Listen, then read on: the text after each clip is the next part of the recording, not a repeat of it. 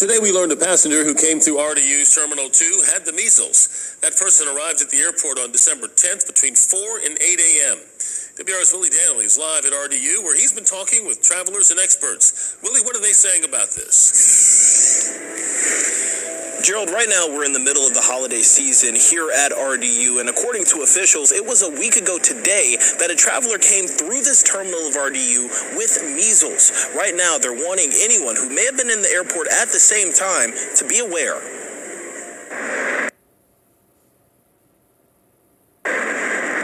This is RDU during the holidays, one of the busiest times of the year.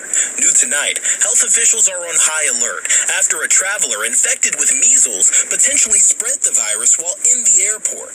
Experts tell me this is nothing new. We've seen a lot of measles, and most of us are immune.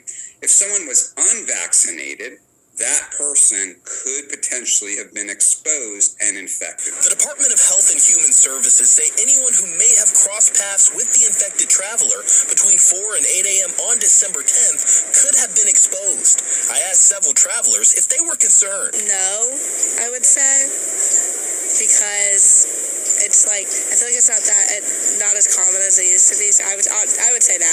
Dr. David Wohl with UNC's Division of Infectious Diseases urges caution. He says with vaccination rates declining in recent years, measles cases are actually going up. We have an outbreak right now on our border with South Carolina. It's not just this person in transit. This is a person we know about. How many people have transited the airport, train station, buses, supermarkets, who we don't know about? Dr. Wohl says vaccination is the number one proven way to prevent infection. But if someone chooses not to get vaccinated and is concerned about catching the virus, they need to take other precautions, like avoiding large gatherings and crowded spaces. He says if someone believes that they may be infected, this is what they should be looking out for. What everyone remembers about measles is it causes a rash. But the first thing that people get is a little bit less specific. It's a high fever, sometimes a really high fever, and kind of like you have a bad cold. Dr. Wohl tells me that measles is especially dangerous for young children. He says if you were in this airport around the same time as that patient who does have measles, you are encouraged to monitor your symptoms until January 1st. If you think that you may have measles, you're encouraged not to leave your home unless you're getting medical help. And before you go to a doctor's office or a hospital, you're encouraged to call that facility so you don't spread this to anyone else. Willie Danley, WRL News, Raleigh. In the last 3 hours, the North Carolina Department of Health and Human Services reporting the first pediatric flu-related death this flu season. And as we spend more time with family and friends during the holidays, doctors are reminding you to keep yourself healthy. WCNC Charlotte's Megan Bragg now verifies what you need to know. Meg? Yeah, a new variant of the flu emerged earlier this year and continues to spread in the U.S. So are symptoms expected to be worse this season than in previous years? Let's verify.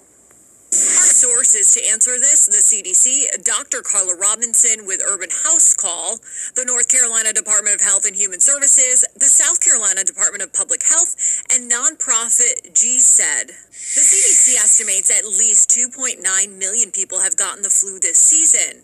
According to the North Carolina Department of Health and Human Services, so far this year there have been nearly 4,000 cases. According to the South Carolina Department of Public Health, there have been 1,622 cases. According to GSED, at least 30 states, including the Carolinas, have reported cases of the new variant. But are symptoms more severe than usual? Health experts say the symptoms are generally the same as years past. You would, typically see the sore throat, the fatigue, the body aches, high fever, cough, congestion that we see with any flu type. The one thing that we have seen around the world with this particular variant is that there is a higher risk of hospitalization.